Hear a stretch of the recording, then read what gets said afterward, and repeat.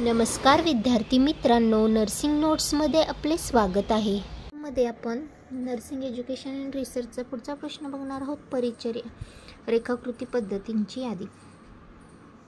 परिचर्यामध्ये म्हणजेच नर्सिंगमध्ये परिचर्या रेखाकृती म्हणजेच परिचर्या रेखाकृतीलाच केअर मॅपिंग म्हणतात।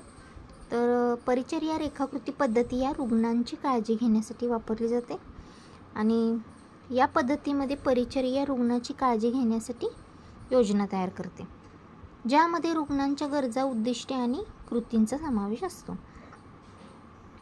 तर मुख्य परिचर्या कृतींची यादी कोणती आहे? तर नर्सिंग प्रक्रिया आहे। नर्सिंग प्रोसेस ही एक पद्धतशीर प्रक्रिया आहे ज्यामध्ये रुग्णाचे मूल्यांकन करणे, निदान करणे, उद्दिष्टे निश्चित करणे, योजना तयार करणे, अंमलबजावणी करणे आणि मूल्यांकन करणे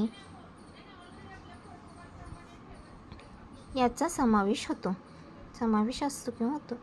त्यानंतर आहे केस स्टडी। या पद्धतीत एका विशिष्ट रुग्णाची सविस्तर माहिती गोळा केली जाते आणि त्यांच्या आरोग्य समस्यावर लक्ष केंद्रित केले जाते। तिसरा पॉईंट आहे समस्या आधारित रेखाकृती म्हणजेच प्रॉब्लेम ओरिएंटेड चार्टिंग। या पद्धतीत रुग्णाच्या समस्यावर लक्ष केंद्रित केले जाते आणि त्यावर आधारित योजना तयार केली जाते।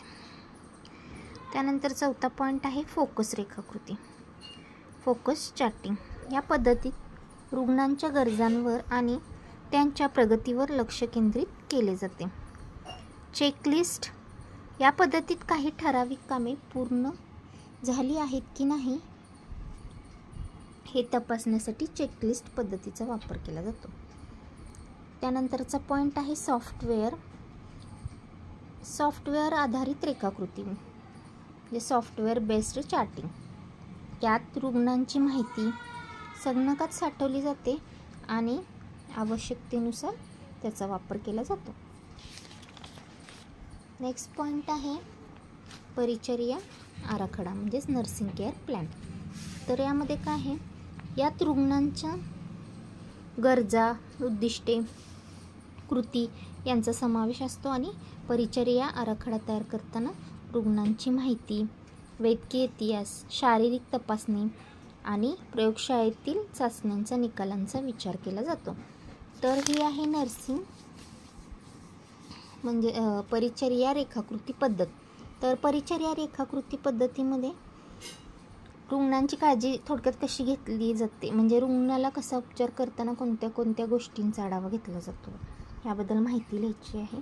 तर तुम्ही तुमच्या शब्दांमध्ये तुम्हाला जी माहिती आहे काय केलं जातं, नर्सिंग प्रक्रिया कोणती आहे, त्याच्यामध्ये केस स्टडी असते किंवा आणखी तुम्हाला काय आहे माहिती असेल तर त्याच्यावरती पॉईंट काढून ते तुम्ही हा प्रश्न लिहून काढू शकता। एकदम सोपा प्रश्न आहे।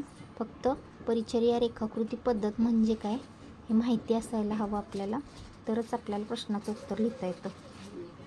थोडंसं वाचन केलं किंवा माहिती मिळाली तरी आपल्याला या प्रश्नाचं उत्तर आपल्या मनाने लिहिता येतं। तर पुढचा प्रश्न मी लवकरात लवकर तुमच्यासाठी घेऊन येणार आहे। तोपर्यंत माझ्या चॅनलला लाईक, शेअर, सबस्क्राईब, कमेंट करायला विसरू नका। थँक्यू।